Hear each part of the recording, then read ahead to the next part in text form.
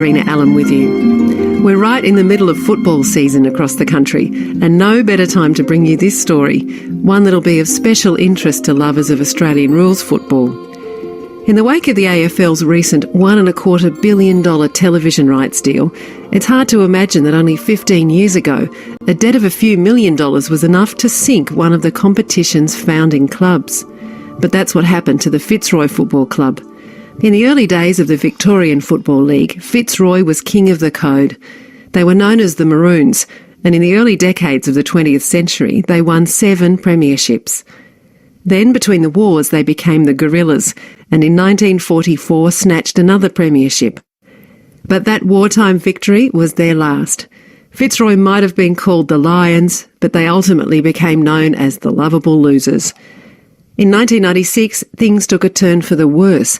A new football team emerged up in steamy Brisbane, and the events of 1996, which involve debt, double-crossing, betrayal and cold-hearted business, are the subject of today's story. One-eyed Fitzroy fan Jack Kerr documents the demise of Fitzroy and the rise of the Brisbane Lions. In defeat, we'll always try.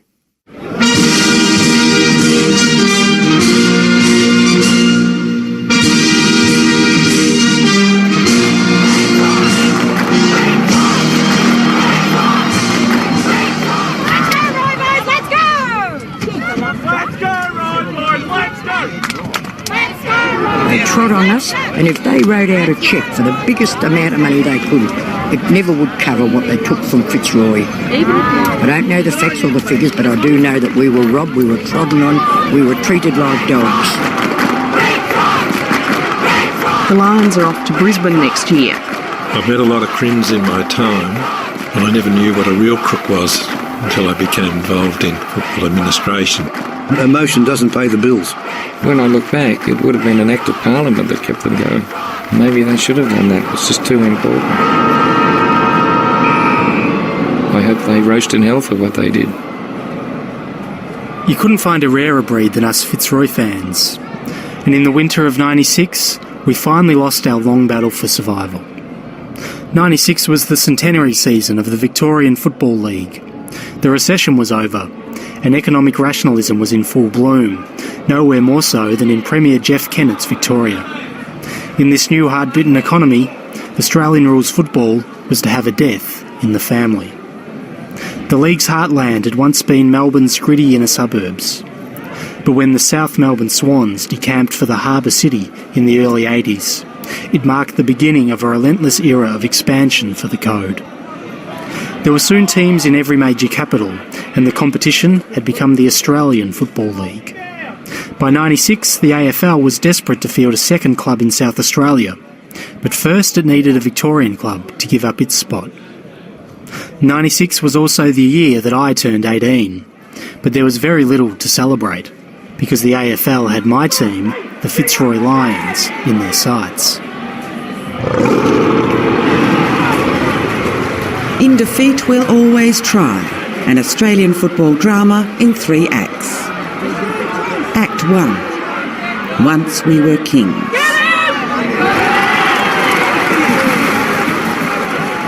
Fitzroy's the smallest suburb in Melbourne, and for many years it was a place synonymous with the working class, bohemians, and our football club. Fitzroy sits smack bang in the middle of football's golden mile. To one side is Collingwood, and to the other, Carlton, and 3 other clubs are within walking distance of our original home at the Brunswick Street Oval. Up until the early 1920s, Fitzroy was the best team in the code, but the post-war decades hadn't been kind to us, so it wasn't hard to see why we drifted to the fringes of the league. Well, Fitzroy struggled throughout its history, I guess. Colin Hobbs played with the Lions in the 60s and 70s and was one of the last board members. He says the club was as welcoming and diverse as the suburb it represented, a family club in all senses. I'm proud to say it's a working club, inner suburban club, one of the clubs that first accepted an Indigenous player, Sir Pastor Doug, found his home at Fitzroy. I do remember when I was a young bloke, our president at the time called us all in together. He was the first chairman, I think, of a club who had a Jewish background. And he said Fitzroy is a club where there is no religious animosity, no religious discussion, and I think that spoke volumes for the club. But you did need to be a hardy soul to be a Roy boy, a true fan of the club, and few were as proud to wear the badge as club chronicler Barry Dickens. What I used to see there were things I'd never seen in my life, which was men crying, men screaming, the emotion of following Fitzroy. That was sort of my introduction to the theatre, seeing that incredible amount of pent-up emotion. You know, that irreverence and reverence together was something that mystified me and excited me. These days people are fickle, and if their team loses, they boo them. I've seen that, you know, but in those days they were like their brothers in Christ, the ones that ran on.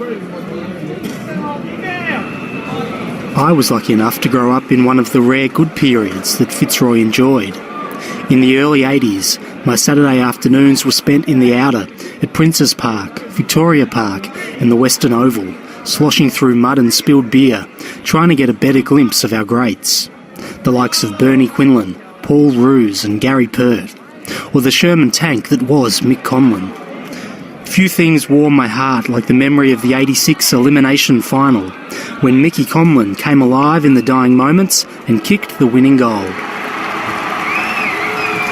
But by the mid-90s, the long winters of disappointments seemed endless. For decades, Fitzroy's had no money, few fans and a bad record on the field. Always caught between the big boys as the club of the battlers, they've bravely fought for survival for years. And its fight for survival over the past decade has been a bit like the corner milk bar trying to compete against an international supermarket chain across the road. We'd suffered for a number of years from the AFL wanting to bring in another club. Few knew Fitzroy's parlous finances like board member Colin Hobbs. We were under enormous pressure from the AFL to survive. We had difficulty getting bankers, we had difficulty getting sponsors, because every time a sponsor we approached them, they'd go to the AFL. No, they're not going to be there. ASIC were chasing us for back paid tax. I remember coming home one night to a letter in my letterbox from ASIC for $243,000. I'm talking in 1996 as a director. You're personally liable to that. You know, it was very difficult times. We were trying to get support from some of the rich people around Melbourne, but a lot of people are rich because they don't give their money away. The club was being squeezed from all sides, but we were up for the fight, just like this old Roy boy. A bloke said to me, when I was playing, he said, I snotted a bloke and he was laying at my feet and he said, hit him again, he's still breathing. Well, we're still breathing at Fitzroy, but the AFL is still hitting us, there's no doubt about that. But it's a wonderful thing when you have a look at the medical profession. They never came up with a cure for arthritis. Here at Fitzroy, we're just like arthritis, we're bloody hard to get rid of. Growing up, there'd always been rallies, parties and town hall meetings as we tried to keep the club afloat.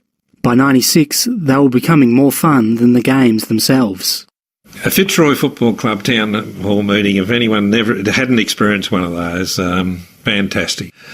Barbecues, sausages, inner suburban Melbourne, you got your hippie set, your university set, your working class set, your Fitzroy loyals. And die-hard supporters like Jan Wright. For a long time, there'd been mumblings of Fitzroy's going to go. Look, we knew that there were those at the AFL who desperately wanted to have Fitzroy out of the competition and have fewer teams in Melbourne. We didn't like those people. We had a big rally at Fitzroy at the footy ground, and there used to be big trucks in the middle of the ground, and you had to get up out on the back of the truck. Nancy and I had to get up and make speeches. But once we thought that we'd been so deserted by the AFL that we knew that they wanted to get rid of us. And so we made this plan that on the truck we would put a chair with everybody's name. We had them sign written, the name of everybody in the AFL. And then we invited them and not one of them came to talk to us about what was happening. And so we had the empty chairs with the person's name on each one. Very dramatic we were, weren't we, Nancy?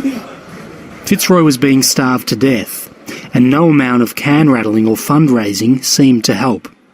We were like a leaky bucket, and by 96, merger was our only chance of survival. The league had never had a merger, but this administration was keen to make history. So to hasten the proceedings, the AFL laid down a $6 million merger sweetener. We, at that time, had offers from pretty well every other AFL club. Fitzroy's Colin Hobbs. Port Adelaide came in. We were going to be called the Power Lions at one stage. Collingwood wanted us to be their reserve team. Everyone was in for their bit of blood. And our preferred option, once we had decided to merge, was to keep the club in Melbourne and to maintain the Fitzroy name. One of the criteria on a club staying had been that you needed a minimum of 25,000 members. So we thought if we put North Melbourne and Fitzroy together, North Fitzroy, we would meet that criteria. North Melbourne's just up the road from Fitzroy. It's right next door to the city market and the train yards, and in the old days, the slaughterhouses. That's how North had come to be known as the Shinboners, a nickname that lingered on long after they'd adopted the kangaroo as their official mascot. Fitzroy was very much of similar culture to North Melbourne, inner city suburban team. Done it hard, but had continued to fight. North's chief executive at the time was Greg Miller. I certainly recall early 1996, maybe late 95, the AFL calling a meeting at Leonda by the hour there and outlining what they said to us very clearly was their number one strategic direction was to merge two clubs. At this Leonda meeting, they outlined a incentive package that was pretty compelling, and it included money incentives, increased list sizes, and the like. I took those incentives back to our board in early 96, and I guess the first conversation started with the Fitzroy Football Club in that year. Did you think that the supporter base would grow?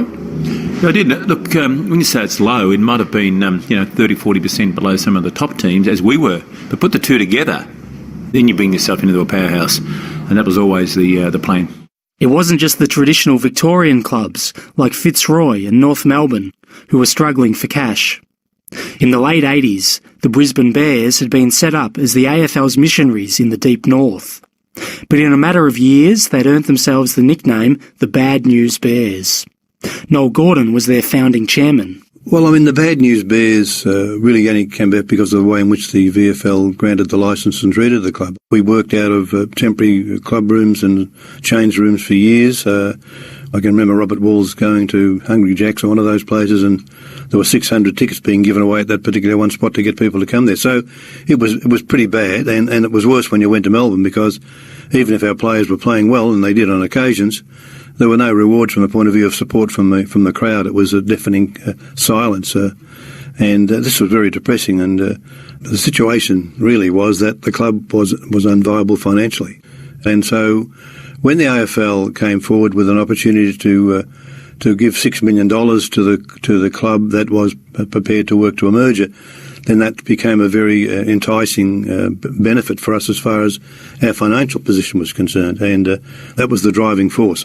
But Brisbane couldn't get a look in because Fitzroy and North Melbourne only had eyes for each other. North's chairman, Greg Miller.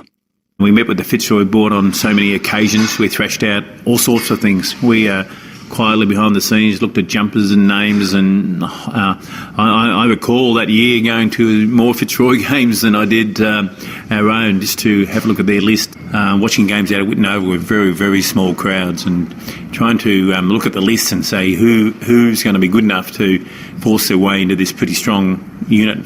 Fitzroy's Colin Hobbs. Fitzroy as a football club, back when it started 100 plus years ago, started in the suburb of North Fitzroy. So that was the name that we settled on with our inner suburban neighbours, and the club was to be called the North Fitzroy Kangaroos.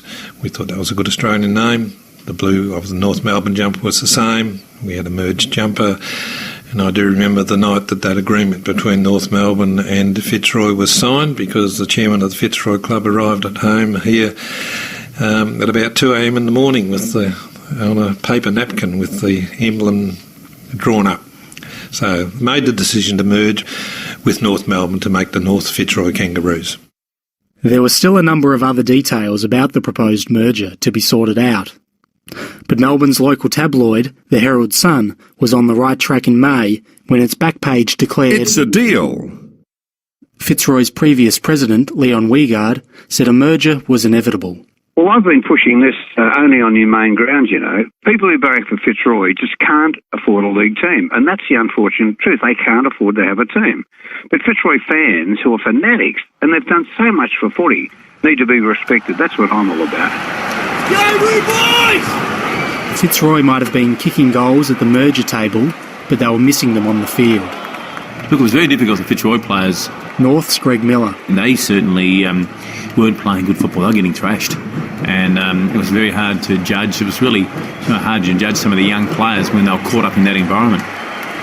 But in mid-May, almost a year to the day since Fitzroy had last sung in celebration, the Lions hosted the Fremantle Dockers. They were really geared up. Their coach was really on it. And they wanted to win, and they thought that we're a side they could beat, and they were right. So they beat us, and all credit to them. The coach of losing Fremantle Dockers' side, Jared Neesham. When the siren went, the final siren went, I started walking down towards the rooms. A mate of mine who is a Victorian who's lived most of his life, or nearly all his adult life, in the Northern Territory, and he's a barra fisherman, came racing up to me, and he was just draped in all his Fitzroy gear, and he had his beanie on and his scarf on, and he had his jumper on, and he had his mum who had all the same gear on, and they were so ecstatic. He was so happy for his team and for me. He said, "Oh, you're such a great bloke. You know, it's the first game I've ever seen in the VFL, AFL, and I'm here." And I'm going, "Really, I don't really need this right now. I don't need you or your mum." One of Fitzroy's winning stars that day, Chris Johnson, remembers the scenes in the dressing rooms after the match. Once the final siren went, the crowd just went crazy. You know, it was almost like we were treated like rock stars, and we've only won one game for the season. We were singing the song inside, but the people outside were singing it even louder than us, so we couldn't even hear our own voices singing the song. We sang the song and went into the meeting room, and they were still going. And at Western Oval, the glasses and the walls weren't too thick back then, but you could hear pretty much everything that was going on outside. It was a great feeling. And then, you know, back to the social club, St George's Road, Fitzroy Hotel. Well, you couldn't get in the place. There was people hanging out on the roads, and it was unbelievable. You know, for one club just to win one game, for everyone to get back there, it's just fantastic.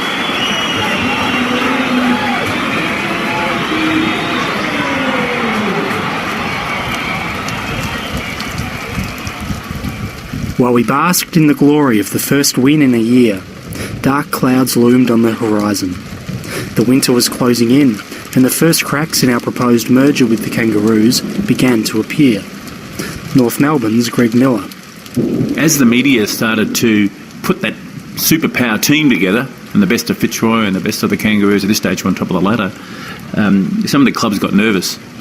The AFL, behind the scenes, while they said publicly and to the clubs, this is our number one strategic direction, quite clearly there was a bit of a push from the northern states saying, hey, hang on a minute, the success of football in Queensland and New South Wales is even more important than a merger. And hence there was things afoot in June that were starting to work against us.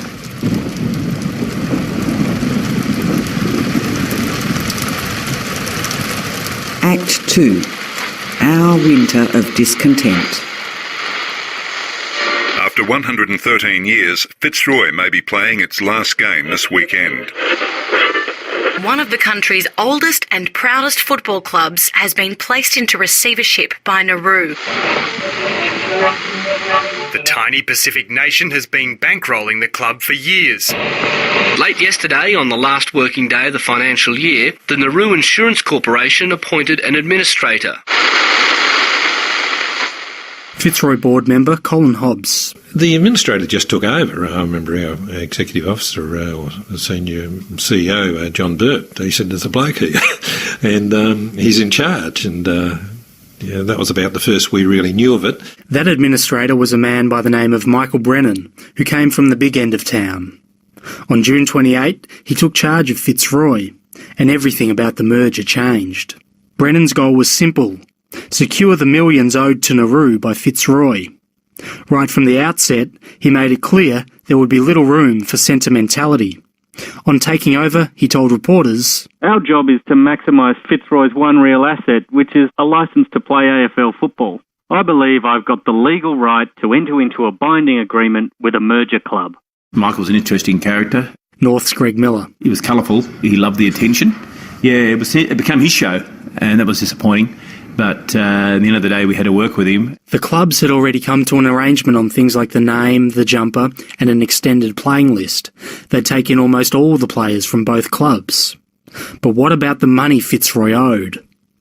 By the receiver's calculations, Fitzroy was indebted to the tune of $4.5 million, a figure that meant there would be little change left from the AFL's $6 million merger incentive package. Behind the scenes, we were dealing with the Nauru government. We met all the heads of state, they were out here. We were dealing with Michael Brennan, their liquidator, on a whole heap of fronts. We wanted to make sure that we started off on a strong financial footing. We didn't want to take in Fitzroy's debts.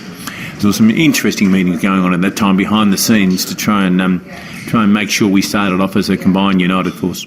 But there was more than money getting in the way of the North Fitzroy Union. The receiver had made it clear that the Lions were back on the market to all bidders, not North Melbourne alone. Previous advances by other struggling clubs like Brisbane had been spurned by Fitzroy. We were dealing with emotional people with the Fitzroy board, and they were telling us one thing to our faces and doing some other things behind our backs. As of June 96, the receiver was in charge, and this time round Brisbane Bears chairman Noel Gordon felt his club was the ideal suitor. We went down and saw the receiver and gave him two undertakings. One was that we would repay the debt in full to the Nauruan government, and as a receiver he would love to hear that. And the second was that I would guarantee to pay his costs as well, and as a recommendation he would have to recommend someone that had offered to do the things we did rather than just to take 55 players and do this, that and the other thing. Meanwhile, the rival clubs were lining up at AFL House. They didn't want the league covering a debt that could be cleared by letting Fitzroy disappear altogether, so the league withdrew its $6 million package, at least temporarily. At the same time, there were reports of a falling out between the Fitzroy and North Melbourne boards. But North's Greg Miller says there was more at stake than any one-off cash incentive. There was a lot of challenges during that time that we were able to keep on meeting, and we felt that we'd gone this far, we'd bared our soul to our members, we'd trusted the AFL, we had to keep going. It got to the point that winter that the Lions didn't have the money to pay their players, and the next game of the season only went ahead on AFL coin. The club was in limbo, and some fans were keen for any kind of resolution. The last 10 years, every year there's problems with them and they're fighting for survival, and it's getting a bit boring now. You'd be happy to see them go? Oh, I'm not happy, but I don't think they have much choice. AFL insiders say the birth of the North Fitzroy Kangaroos is just hours away. The board of North Melbourne met this morning to put the final touches on the proposal. Club presidents will meet tonight to vote on the proposed merger. There are grumblings amongst the league's power brokers over issues of player numbers and payments. Fitzroy board member Colin Hobbs. On Monday, the 1st of July, we had a firm heads of agreement with North Melbourne, done, signed and dusted, and I think, as I recall, agreed to by the AFL. Things went wrong on the Thursday. That was the day Nauru's receiver would meet with the league and club chiefs to make their final decision on Fitzroy's future. The meeting of the football directors took place at Richmond. Brennan was there, the administrator. Greg Miller was trying to put the case for our merge. That case included a vastly expanded playing list. Most clubs have 30 or so players. The proposed North Fitzroy venture wanted dozens more.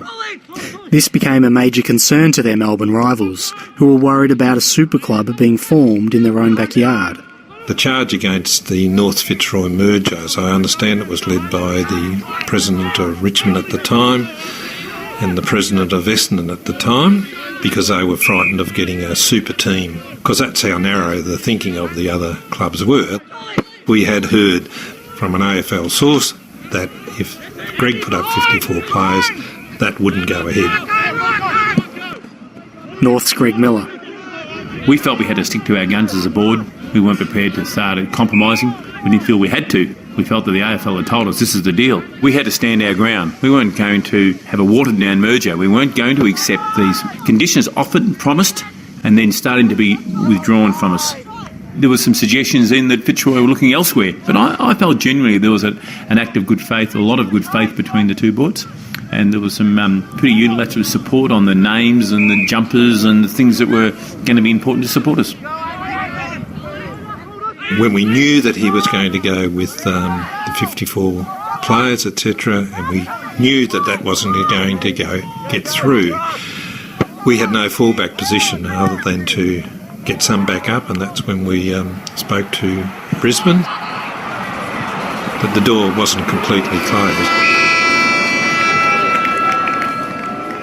We're delighted to announce that after a number of propositions has been put before the administrator of the Fitzroy Football Club, the Commission met this evening and approved a merger relationship with the Brisbane Football Club and the Fitzroy Football Club, and that will take effect from the end of the season. They stole them, they pinched something beautiful, and it was a debauchery.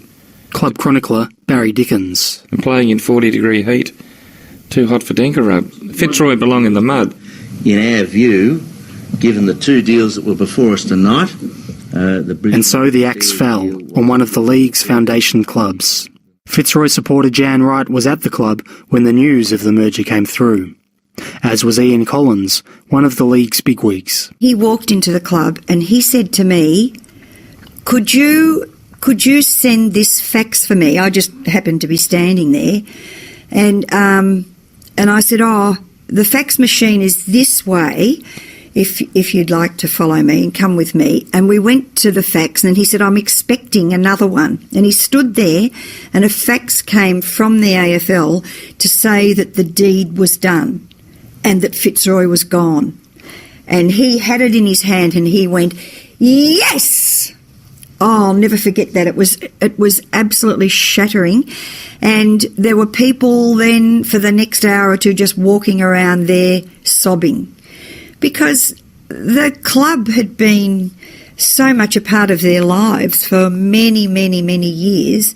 And it's a really disastrous thing to suddenly lose your football club because we had so many social things and we were a part of whatever the players were doing and then it was like losing someone in the family. It was as bad as that. And there's a lot of supporters out there who will have a view about this, and I'm sure we'll hear what they think about this deal in the next 24 hours or so, and I'm sure it'll be very positive. I feel really sick about it. I'm 15 years old and I've been left without a football club. I mean, they reckon that... Haven't you got a new football club, though? Not at all. I barrack for Fitzroy. I mean, we've been the Gorillas, we've been the Maroons or whatever. The Lions is nothing. It's Fitzroy, that's who I barrack for. I barrack for the Roys, and that's who I want to barrack for. I don't want to go to Brisbane. I don't want to have anything to do with it. On the day that the misnomer referred to as a merger with the Brisbane Bears Football Club was announced, on July 4, 1996, my grandmother was gravely ill in St Vincent's Hospital in Fitzroy. Writer Tony Birch grew up in a Lions family in the heart of Fitzroy. For a week prior to the day, I'd sat in a window of a hospital ward overlooking the landscapes of both our lives, the houses we lived in and the streets we'd walked together. She died on July 4. That night I left the hospital with my family. We were going back to my mother's house in Collingwood for a cup of tea and a good cry. I got in my car, turned on the radio and heard the news that the remnants of our club would be heading north to join Brisbane. My older sister, who loved the Fitzroy Football Club as any of us did, let out a sad laugh before swearing angrily. "Fuck me," she screamed. "No wonder Nan dropped dead. She must have known this shit was about to hit the fan." At my mother's request, we drove down Brunswick Street towards the ground. I passed the oval, did a U-turn and drove back a second time. I could hear my mother whispering. I did not have to ask her what she was doing. It might have been a whole rosary she was reciting, or perhaps just one Hail Mary. I couldn't be sure. But I did know that she was praying for the dead.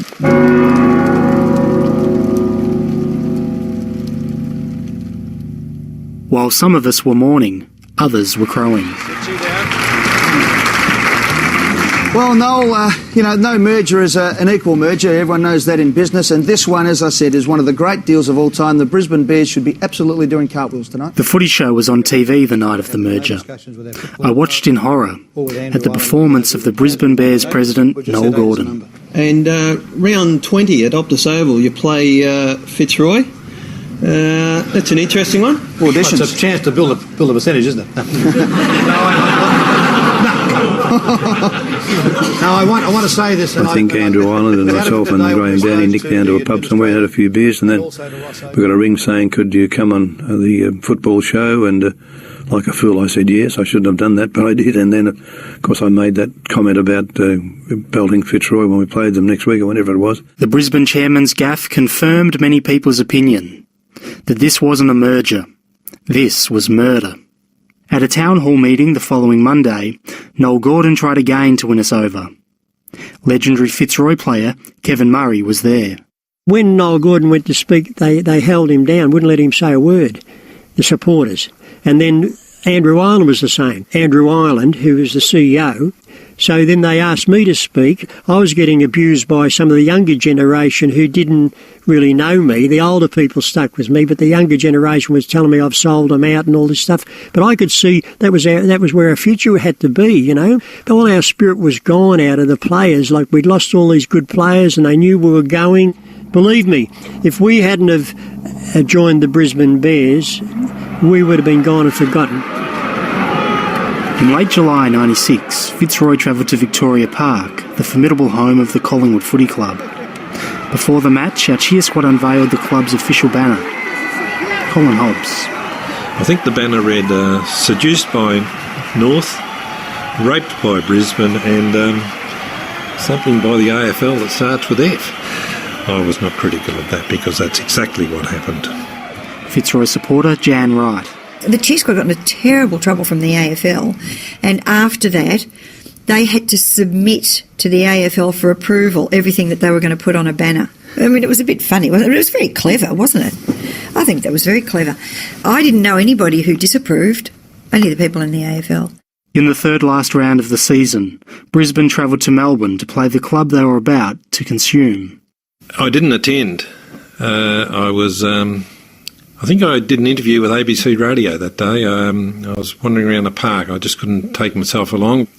The AFL wasn't my favourite group at that stage. The match was every bit as gut-wrenching as the Brisbane chairman had forecast on the footy show. Noel Gordon had said, well, this will be a percentage booster or something for Brisbane playing just against Fitzroy. They had no brains, did they? They were so insensitive about everything, and how did they expect people to want to join them? All they wanted was to have supporters in Melbourne. They got their $6 million, so they didn't care about our players. They did not care one bit about our players. They wanted a supporter base in Melbourne and the money. And a decent jumper. Our next match was against Richmond, the Tigers, and would be the very last time we'd play in Melbourne. The time had come for the Lions to say goodbye to the city that had been its home for more than a century. Kevin Murray and Bill Stephen, two of the favourite sons of the club, Ross. All former Fitzroy players were invited to attend the function and walk on the ground at half-time and waved and looked happy. That was a function run by their executioners. I sat in the grandstand with a number of the board members and we were despondent. Club chronicler Barry Dickens. It was awful and they were thrashed in the last quarter against Richmond. But the most holy thing happened, and that's that in the southern stand all the Tigers got up and sang our song. We are the boys of old Fitzroy. I thought that was a beautiful moment. We hated the Tigers and they sang our song out of pity for Fitzroy disappearing. There wasn't a dry eye in the house. That was unprompted. They just got up and sang it like a tribal thing. We are the boys of old Fitzroy, who hated us. And that was a lovely moment, wasn't it? Fitzroy, Fitzroy, it's the team we love so dear. Premiers will be this year. Fitzroy, Fitzroy, it's the team we love so dear. Let's get on. We've got a game next week.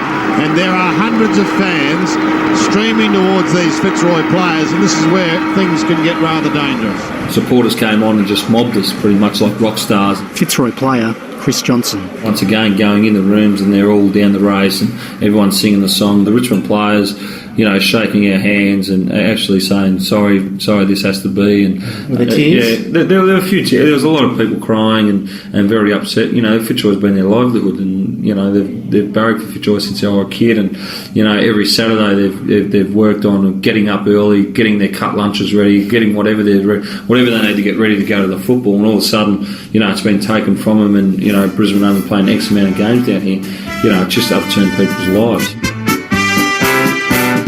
Almost the whole ground was filled with our colours, and there were so many past players there, and people who we'd known over the years were all there.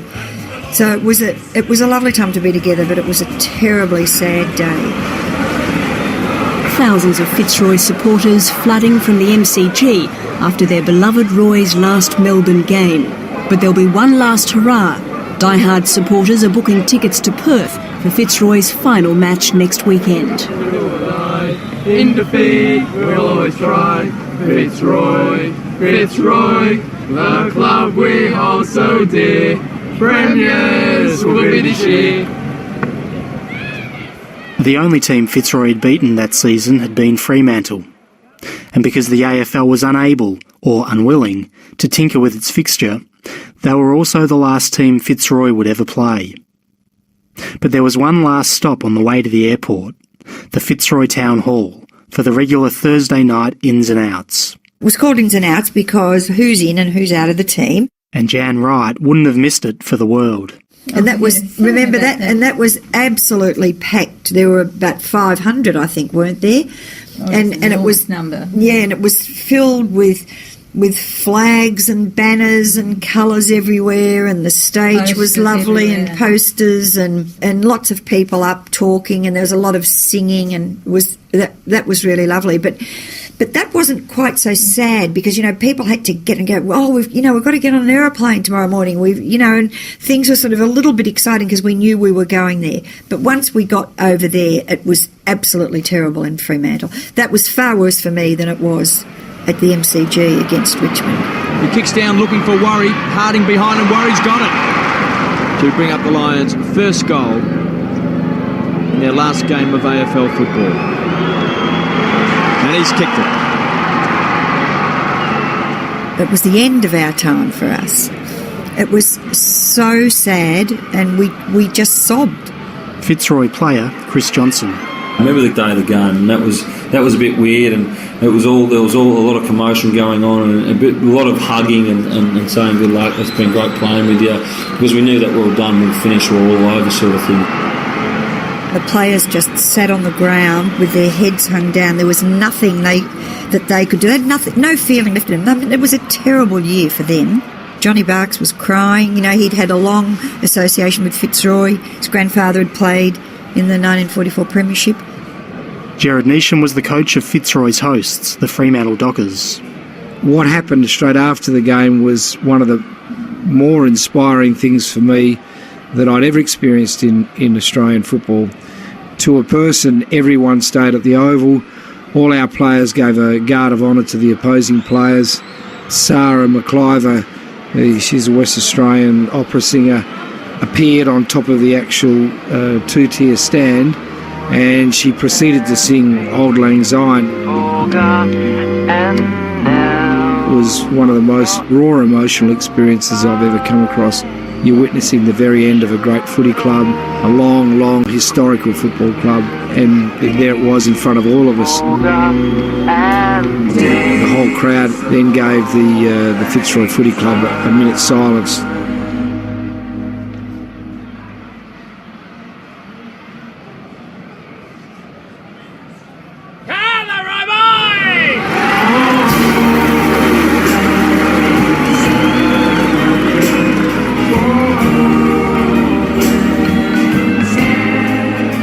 quite sad when you do see the demise of something so unique as an Australian rules football club, because there are not that many on the planet.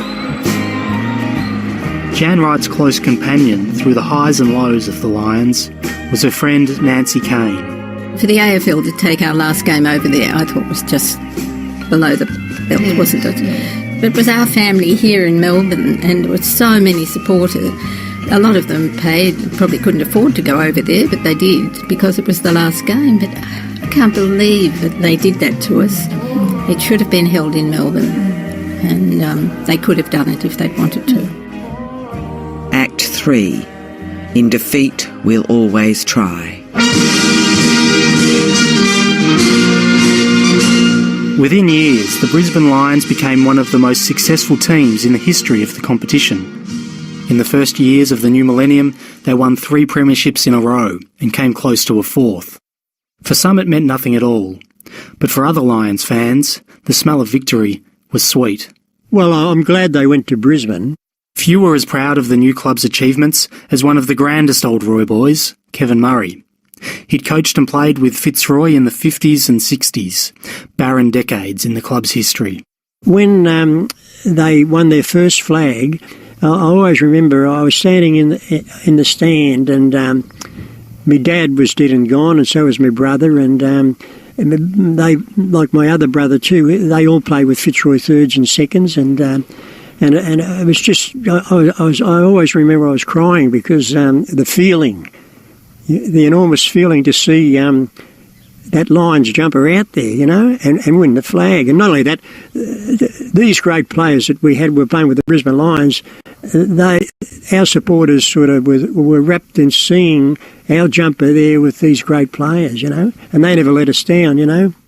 Brisbane's Noel Gordon. We merged to get ourselves principally A, financially stable, and B, have a base in Melbourne.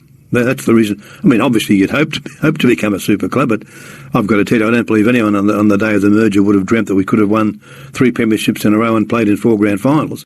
The true Fitzroy supporters would say, look, if we had the choice of death or living through another body, they've chosen to live through another body. And I wouldn't call it identity theft at all. I'd say that there was a chance of life after death or death and they've got life after death, and they've got another 3 premierships. But for supporters like Jan Wright and Nancy Kane, it was no compensation for the club they'd lost. I don't ever get over it. If I'm at a grand final, the tears just well up because I know that my team can never be there again. I keep saying about crying, but we did so much of it, and I still honestly do. You know, it seems a bit silly to those who, I suppose, who aren't so involved in a club. But any club that people are involved in, I suppose, gives them that feeling of family and connectedness and togetherness, and we had that in abundance, didn't we? Yeah. We made so many friends, and they lost games week after week after week after week, and it didn't matter. I still wanted to go and support them, you know. And so many people still come up to me and say, oh, you know, what about the Lions? And I said, they're not the Lions. They don't wear our jumper always, and they don't sing our song properly. They don't use the same words. And I just don't like them. And I don't like people coming up and saying, because I'm nothing to do with them now. When they killed them off, that was the finish for me. Club chronicler Barry Dickens. Every Saturday morning, my old body still wants to get up and go to Brunswick Oval. I still love football, but I didn't want to go up to Brisbane to watch them play. It's just a joke. It's a Melbourne game. Fitzroy's the Brunswick Oval, the Edinburgh Gardens. And you can't falsify your feelings. A lot of our supporters didn't follow the Brisbane Lions, you know, not all of them. Some of them were never followed any other team, you know, because once Fitzroy went, that was it. But the ones that didn't follow us to go to Brisbane, they're the ones that had missed out on seeing our jumper there and the encouragement that those great players, the Nigel Lappins and Marcus Ashcrofts, you know, that they gave us something, you know. There's a great line in the Fitzroy Club song, an admission of vulnerability that set them apart from all the rival clubs. In defeat, we'll always try. In defeat, you'll always try. It's something in your DNA which you can't chuck it, you can't throw it. You never give up, or you can't give up. And I think in defeat you'll always try is just the best motto. I love that style, that stoicism that was in Fitzroy.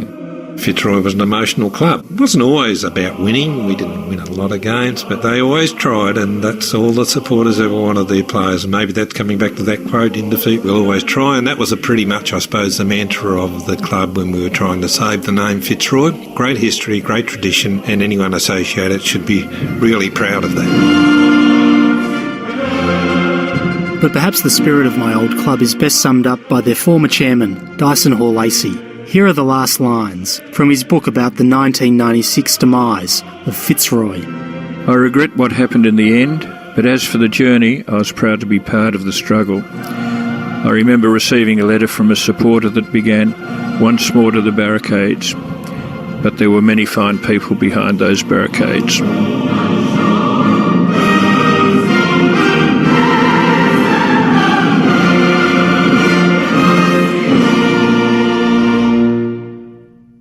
Vale Fitzroy, 1883 to 1996.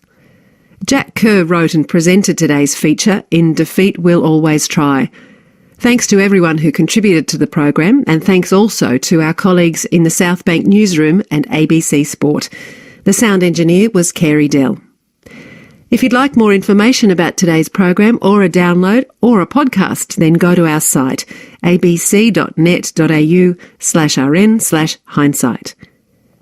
Next week, we meet Nancy Keesing. She's a poet, a prose writer, an anthologist, a reviewer, and she was the chair of the Literature Board of the Australia Council during a revolutionary period of Australian literary history. Nevertheless, she's not a household name, perhaps because so much of her energy went into supporting the work of others, which means now it is time to meet Nancy Keesing. This is Nancy Keesing. I'm going to talk a little bit about how I came to collaborate with Douglas Stewart in editing the volume called Australian Bush Ballads and the other one called Australian Old Bush Songs, or rather just Old Bush Songs. Here we are. There's a